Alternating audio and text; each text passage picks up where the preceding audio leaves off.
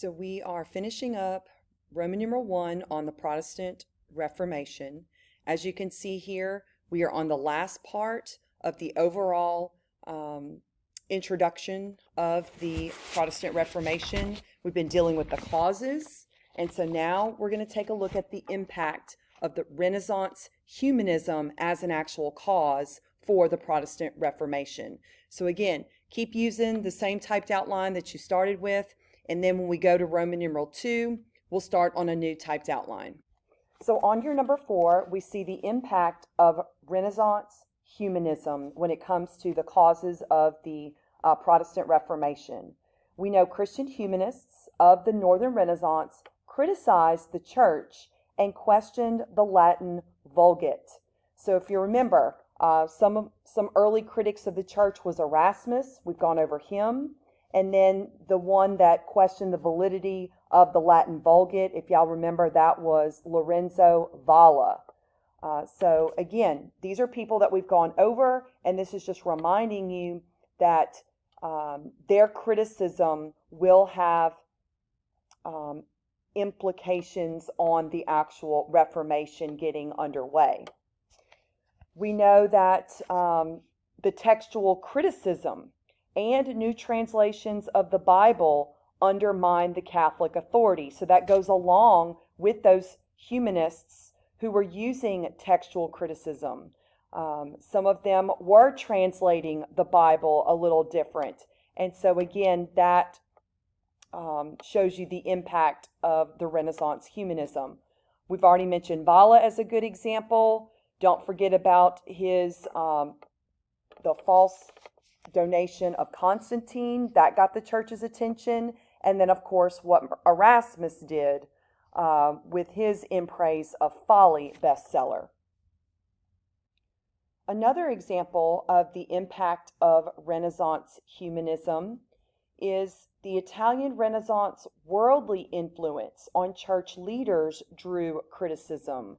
We know that there is this de-emphasis on religion during the time of the Renaissance, and there's more of an emphasis on secularism, which is worldly ideas, moving away from the church. Individualism was a big focus of the Renaissance. And so again, that's not going to go over very well with leaders within the church. We also see the significance of the printing press facilitating the spread of humanist ideas, which we will all remember that this helps start the Reformation. So we are finally done with Roman numeral 1 on the beginning of the Protestant Reformation. And next we are going to move to our new outline, as you can see here, with Roman numeral 2, information about Martin Luther. So make sure you refer to this typed outline as you take notes watching the recorded PowerPoint.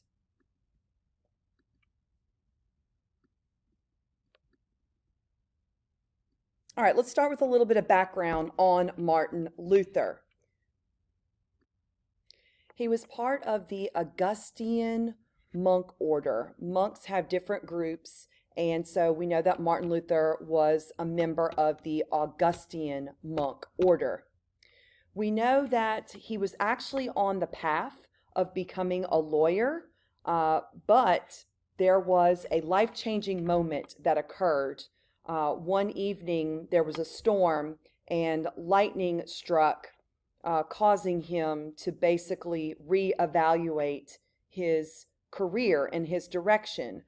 He thought he was going to die in this lightning storm because he was riding a horse, and when the lightning struck, the horse, of course, got spooked and threw Martin Luther, and so Martin Luther cried out for help to Mary's mother. And when I'm talking about Mary, I'm talking about in the Bible, her mother is Anna. And so he yelled out, "Help, Saint Anna, I will become a monk." And we know he survived, and that was all for him. He completely switched over from a man of law to a man of the church. And so he took vows as a monk of chastity, poverty, and obedience. We also know that he taught at the University of Wittenberg in Saxony, which is one of the German states at this time. Remember, there is no actual Germany.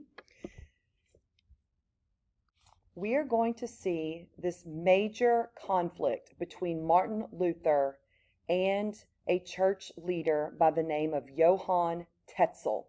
You see, Tetzel was encouraged by Pope Leo X to sell the indulgences. Remember, the indulgences are the payments that would reduce a person's punishment in purgatory, or perhaps the pain of a loved one who had already died. So basically, all of your sins are forgiven, and you can go straight to heaven if you purchase one of these indulgences. Now, there's a famous quote that Tetzel was known for saying in order to get people to buy these indulgences. Here it is, so make sure you write this down. As soon as the coin in the coffer rings, a soul from purgatory springs. So the coffer is basically a collection plate. So you put money in that collection plate, and they knew that that was for indulgences, then basically your sins are forgiven and you're going to bypass purgatory and go straight to heaven. So again, this was a serious criticism that Martin Luther is going to have with the Catholic Church. So we need to know why these indulgences were being sold. What benefit other than making money? But there's got to be a specific reason for wanting this money, and that's what we're going to take a look at next. So here it is. Pope Leo X was looking for additional revenues to pay for the construction of Michelangelo's dome on top of St. Peter's Basilica. So now you know why the church was after that indulgence money. The church needed that money in order to pay Michelangelo to construct that dome that we talked about, in the Renaissance art. So this is your explanation for why the church was selling the indulgences. And if I haven't mentioned this already, some people may want to know, why are people actually believing this about the church? And again, you have to understand, the church was the ultimate authority. And they basically were telling people that when you purchase an indulgence, that is considered an act of a good work because you're helping the church. And according to Catholic doctrine, by performing and practicing good works, then that was your way to get to heaven. So I hope that explains to you why so many people were willing to buy these. They truly believed it was an act of good work and that this would be their ticket to heaven. Well, Tetzel's selling of indulgences had become so egregious, which means terrible, horrible, notally bad. I mean, it's just getting out of control. And we know that this is going to be the focus of the criticism that Martin Luther is going to have with the church. So on October 31st, 1517, yes, it's Halloween. I would remember 1517. That's the most important part right here. Martin Luther will nail to the door of his hometown church in Wittenberg 95 theses or arguments. If you don't like to use the word thesis, they are basically arguments, okay? And the reason he nailed them to the church door is because it was the center of the community. Everybody went to church at this time of history. So he wanted them to be seen. He wanted these arguments to be seen. That's where you would put them. So this is a common practice for the day. And usually it was standard to do that if you were trying to initiate a debate. Okay? So what is in these arguments or 95 theses? What Luther has done is he is criticizing not only the sale of these indulgences, but also questioning the scriptural authority of the Pope to grant these indulgences. So he wants someone to show him where in the Bible it is okay to sell indulgences. That's what he means by questioning the scriptural authority of the Pope to grant these indulgences. Okay? So, pretty bold arguments. We're not going to go through all of them, but this is the heart, of what he is criticizing the Catholic Church for. We know that Luther's work, these 95 Theses, will spread at an astonishing speed thanks to the printing press. The printing press has been out for a while now, and because of that invention, we know that more people outside of the town of Wittenberg will learn about Luther's ideas. So again, that just shows you the impact of the printing press and why it's so important. Now, when you are asked, what is the event that starts the Protestant Reformation? This is it. Luther's posting or nailing of the 95 Theses on the church door in his hometown of Wittenberg. So you definitely want to know that was in 1517, the start of the Protestant Reformation.